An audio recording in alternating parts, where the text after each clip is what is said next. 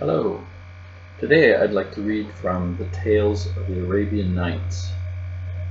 These are the stories that Scheherazade told to her husband, Sultan Shahryar of Persia. I'm reading the fourth voyage of Sinbad the Sailor.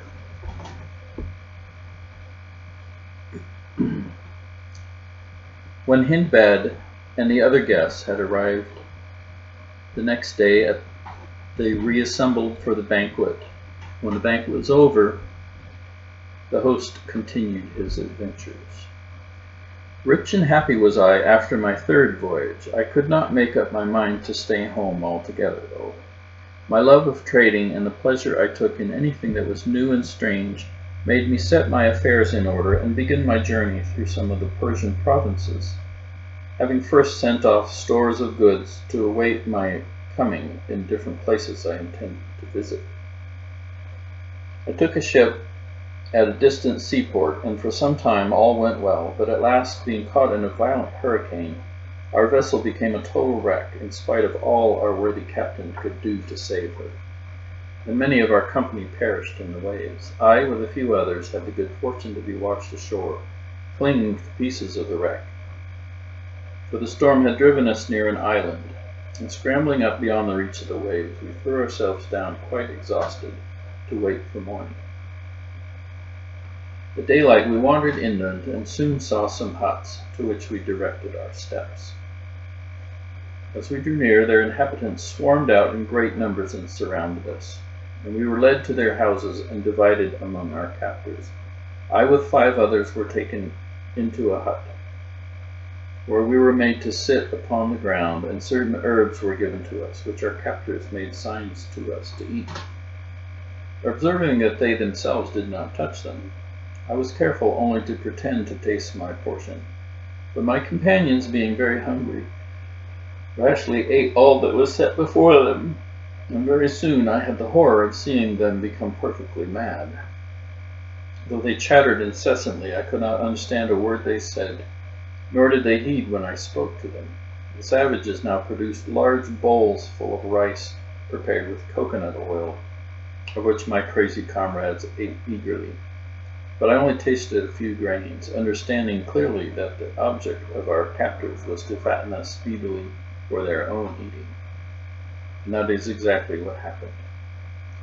My unlucky companions, having lost their reason, felt neither anxiety nor fear, and ate greedily all that was offered them. So they were soon fat, and there was the end of them. But I grew leaner each day, for I ate but little, and even that little did me no good by reason of my fear of what lay before me.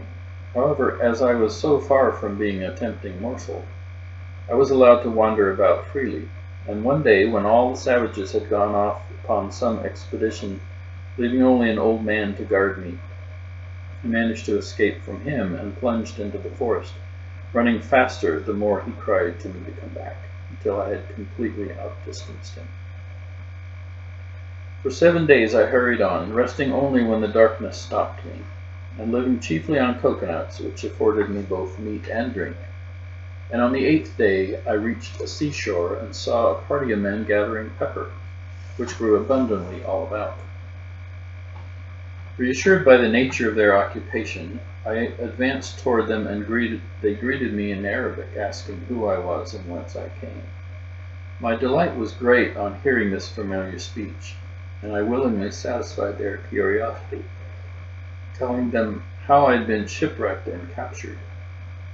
But these savages devour men, they said. How did you escape? I repeated to them what I've just told you, at which they were mightily astonished. I stayed with them till they had collected as much pepper as they wished, and then they took me back to their own country and presented me to their king, by whom I was hospitably received. To him I also had to relate my adventures, which surprised him much, and when I had finished, he ordered that I should be supplied with food and raiment, and treated with consideration. The island on which I found myself was full of people, and abounded in all sorts of desirable things, and a great deal of traffic went on in the capital, where I soon began to feel at home and contented. Moreover, the king treated me with special favor, and in consequence of this, everyone, whether at court or in the town, sought to make life pleasant to me.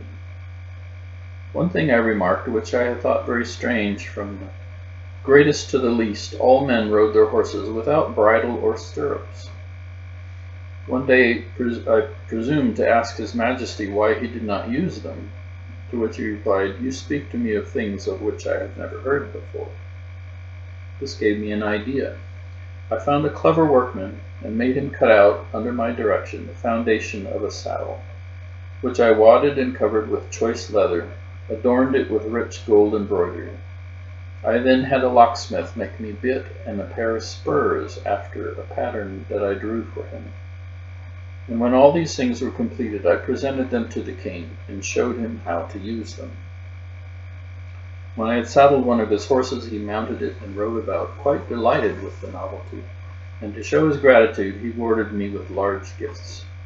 After this, I had to make saddles for all the principal officers in the king's household. And as they all gave me rich presents, I soon became very wealthy and quite an important person in the city. One day the king sent for me and said, "Sinbad, I'm going to ask a favor of you. Both I and my subjects esteem you and wish you to end your days among us. Therefore, I desire you to marry a rich and beautiful lady I will find for you, and think no more of your own country." As the king's will was law, I accepted the charming bride he presented to me and lived happily with her. Nevertheless, I had every intention of escaping at the first opportunity and going back to Baghdad. Things were thus going prosperously with me when it happened that the wife of one of my neighbors, with whom I had struck up quite a friendship, felt ill and presently died. I went to his house to offer my condolences, and found him in the depths of woe. "Heaven preserve you," I said, "and send you a long life." "Alas," he said, "what is the good of saying that when I have but an hour to live?" "Come, come," I said, "surely it's not so bad as all that. I trust you may be spared to me for many years." "I hope," answered he, "that your life may be long, but as for me, all is finished. I have set my house in order, and today I shall be buried with my wife. This has been the law upon our land from the earliest ages. The living husband goes to the grave with his dead wife, the living wife with her dead husband. So did our fathers, and so must we do. The law changes not, and all must submit to it." As he spoke, the friends and relations of the unhappy pair began to assemble. The body, decked in rich robes and sparkling with jewels, was laid upon an open bier, and the procession started, taking its way to a high mountain at some distance from the city. The wretched husband, clothed from head to foot in a black mantle, following mournfully.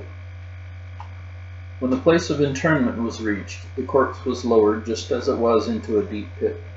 Then the husband, bidding farewell to all his friends, stretched himself upon another bier, upon which were laid 7 little loaves of bread and a pitcher of water. And he was also let down into the depths of that horrible cavern. And then a stone was laid over the opening, and the melancholy company wended its way back to the city.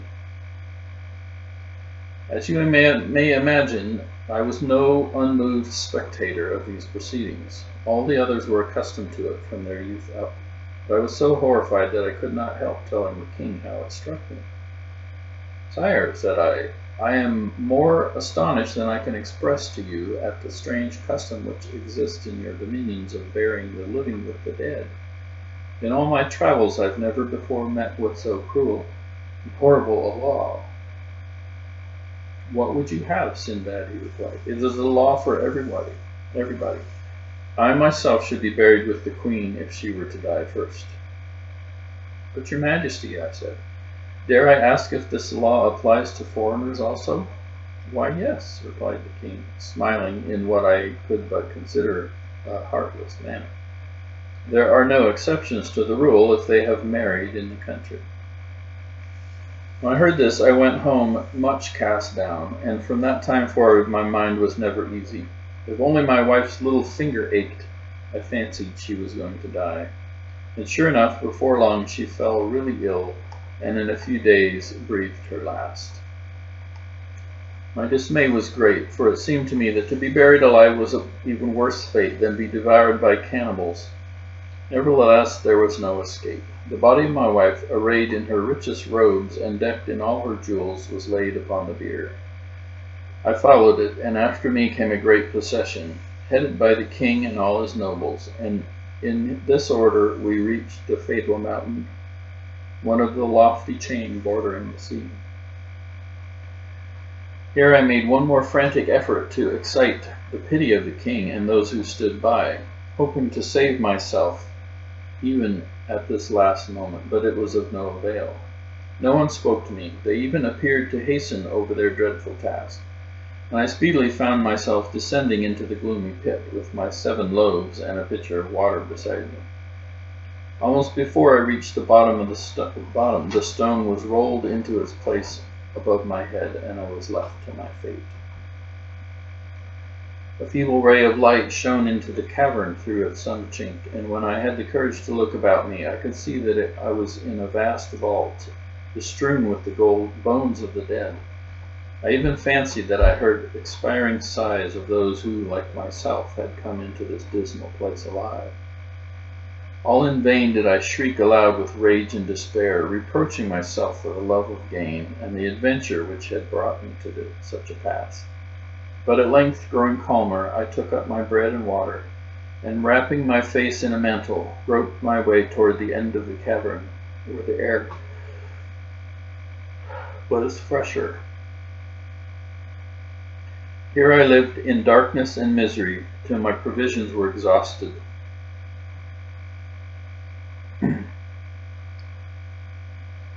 One day I fancied that I heard something near me which breathed loudly. Turning to the place from which the sound came, I dimly saw a shadow form which fled at my movement, squeezing itself through a cranny in the wall. I pursued it as fast as I could and found myself in a narrow crack among the rocks, along which I was just able to force my way. I followed it for what seemed to me miles, and at last I saw before me a glimmer of light which grew clearer every moment until I emerged from the seashore. Upon the seashore with a joy I cannot describe. When I was sure that I was not dreaming, I realized that it was doubtless some little animal which had found its way into the cavern from the sea, and then disturbed had fled, showing me a means of escape which I could never have discovered for myself. I hastily surveyed my surroundings and saw that I was safe from all pursuit from the town. The mountains sloped sheer down to the sea, and there was no road across them. Being assured of this, I returned to the cavern and amassed a rich treasure of diamonds, rubies, emeralds, jewels of all kinds which were strewn on the ground. These I made up into bales, stored them in a safe place upon the beach, and then waited hopefully for the passing of a ship.